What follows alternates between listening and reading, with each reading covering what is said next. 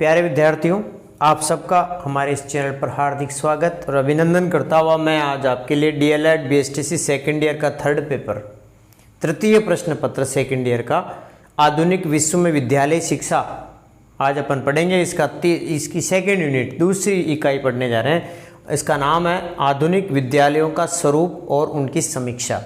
आधुनिक विद्यालयों का स्वरूप और उनकी समीक्षा अपनी इकाई 2 है। इसको आज इस क्लास में अपन पढ़ेंगे। आप ध्यान से सुनिएगा। क्वेश्चन नंबर 1, इलिच की स्कूल संबंधी अवधारणा बताइए। इलिच महोदय ने स्कूल संबंधी अवधारणा किस प्रकार से बताई है, उसकी अवधारणा को स्पष्ट कीजिए कि इलिच महोदय ने स्कूल के संबंध में किस प्रकार की अवधारणा बताई है। देखिए, इलिच महोदय ने बताया कि स्कूल आर्थिक व्यवस्था का स्वरूप है जिसमें शिक्षा व्यवस्था भी अन्य संस्थाओं की तरह औद्योगिक समाज का ही प्रतिफल है। कहने का मतलब यह है कि स्कूल को इन्होंने एक आर्थिक व्यवस्था का स्वरूप बताया। इलिच महोदय ने स्कूल को आर्थिक व्यवस्था का स्वरूप बताया कि ये एक आर्थिक व्यवस्था है जिसमें शिक्षा व्यवस्था भी अन्य संस्थाओं की तरह ही औद्योगिक समाज का ही प्रतिफल है। उन्होंने माना कि जिस प्रकार कारखानों में बिकाऊ चीज़ें बनती है उसी प्रकार स्कूल में भी ज्ञान का उत्पादन होता है, जिसमें शिक्षक व स्कूल व्यवस्था उत्पादन करता तथा विद्यार्थी उपभोक्ता है। देखिए, इसको समझिए, इनकी थ्योरी क्या थी। उन्होंने स्कूल को क्या किया, एक औद्योगिक समाज का ही प्रतिफल माना और उन्होंने बताया कि विद्यालय में ज्ञान का उत्पादन होता है और ये उत्पादक करता है स्कूल की व्यवस्था और शिक्षक, और विद्यार्थी को इन्होंने एक कंज्यूमर बताया, उपभोक्ता बताया। इलिच ने माना कि शिक्षा का उद्देश्य विद्यार्थी का स्वभाव व व्यक्तिगत विकास में सहायक नहीं बल्कि उसे औद्योगिक समाज का हिस्सा बनाने का संस्थागत प्रयास है। इलिच ने बताया कि शिक्षा का उद्देश्य विद्यार्थियों का स्वभाव और उसका व्यक्तिगत विकास में सहायक नहीं बल्कि उसे एक औद्योगिक समाज का हिस्सा बनाने का प्रयास करती है। तो आगे जो निष्कर्ष रूप में ये बताया इलिच महोदय ने कि इलिच विद्यार्थी में स्नेह के माध्यम से अनुशासन विकसित करने के पक्षधर थे, कि बालकों में स्नेह दिया जाए और उससे उसका डिसिप्लिन विकसित किया जाए। शिक्षक विद्यार्थी को गतिविधियों के पर्याप्त अवसर प्रदान करें, ऐसा इलिच महोदय ने बताया। तो इलिच की स्कूल संबंधी अवधारणा, इलिच ने किस प्रकार से शिक्षा व्यवस्था को बताया, वो सारी चीज़ों का प्रश्नों का निचोड़ आंसर यही है। ये ध्यान रखे, एक ही बात याद रखे कि इलिच महोदय ने स्कूल को आर्थिक व्यवस्था का स्वरूप बताया है जिसमें उपभोक्ता बताया स्टूडेंट को और उत्पादनकर्ता शिक्षक और वहाँ की शिक्षा की स्कूल की व्यवस्था, इसको उत्पादनकर्ता कहा है जबकि विद्यार्थी को उपभोक्ता कहा गया है।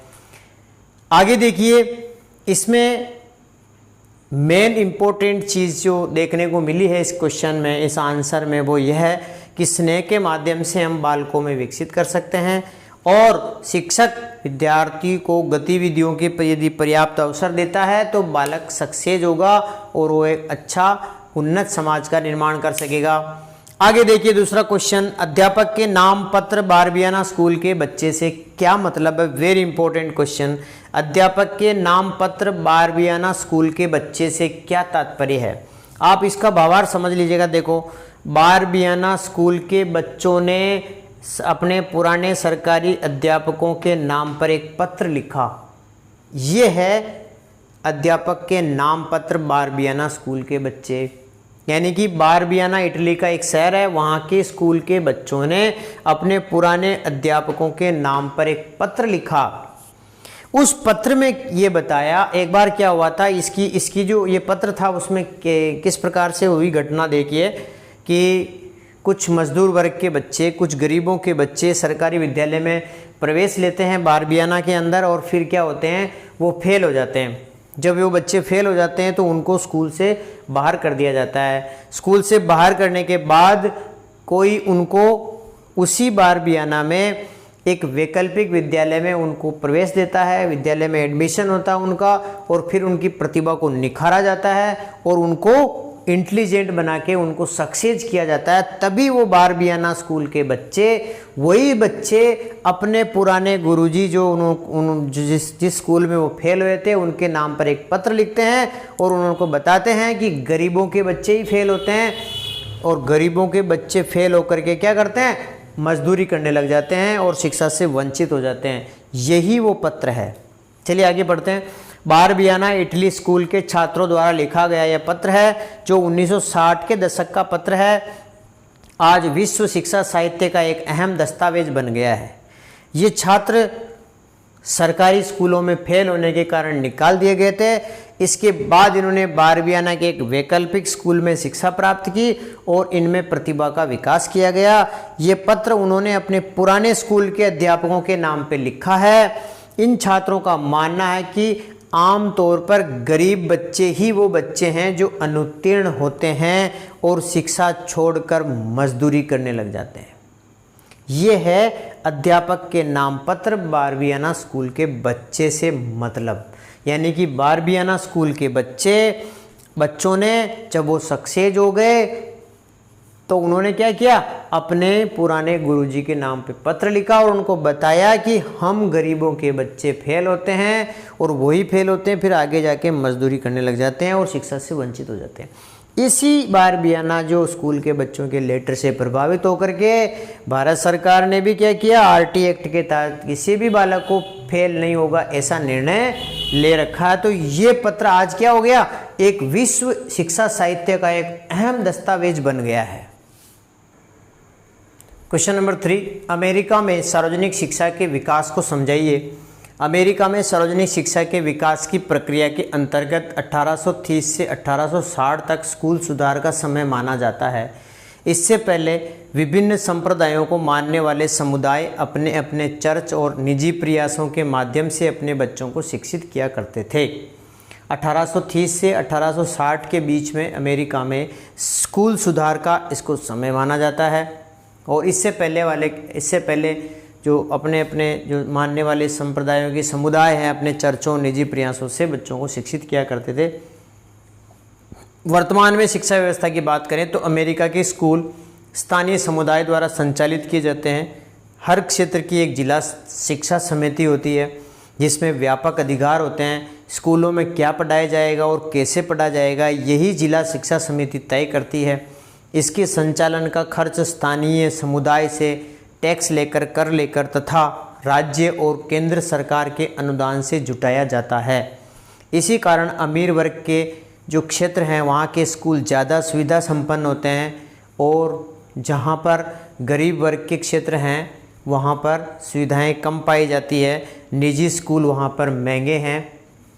ये है अमेरिका में सार्वजनिक शिक्षा के विकास की प्रक्रिया।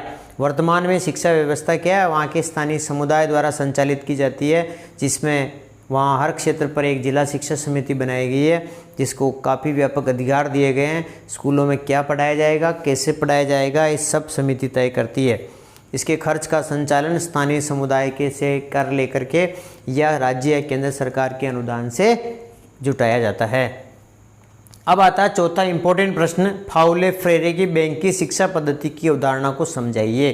फाउले फ्रेरे की बैंकीय शिक्षा पद्धति, उसने ये बताया कि बैंक में जिस बैंकीय शिक्षा पद्धति से मतलब ऐसी है कि बालक क्या है, कुछ बोलता नहीं है, जिस क्लास में जिस विद्यालय में वो पढ़ रहा है वहाँ पर शिक्षक उस पर हावी है। शिक्षक जो कुछ पढ़ा रहा है वही बच्चा पढ़ रहा है। शिक्षक बोल रहा है, बच्चा चुपचाप सुन रहा है, हाँ सर, जी सर, यस सर। ये जो अवधारणा है यह बैंकिंग शिक्षा पद्धति की अवधारणा फाउले फ्रेरे ने बताई है। बैंकीय अवधारणा शिक्षा और ज्ञान को जिज्ञासा की प्रक्रिया नहीं मानती है।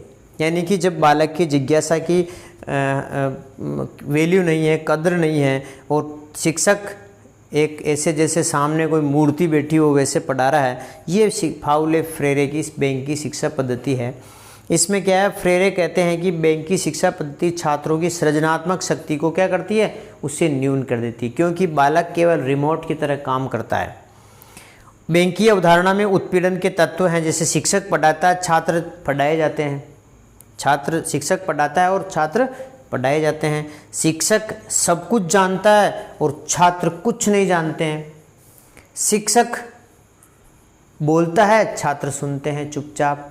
शिक्षक अपनी मर्जी के अनुसार चलता है और छात्रों को अपनी मर्जी के अनुसार चलना पड़ता है। ये सब क्या है? ये बैंकीय शिक्षा पद्धति है और ये बहुत इम्पोर्टेंट प्रश्न है। और ये 4 प्रश्न इस यूनिट के अपने इम्पोर्टेंट क्वेश्चन हैं, इनको अच्छी तरह समझ लेना। इसी के साथ अपनी यूनिट समाप्त होती है। आप सबका बहुत बहुत धन्यवाद। Thank you very much.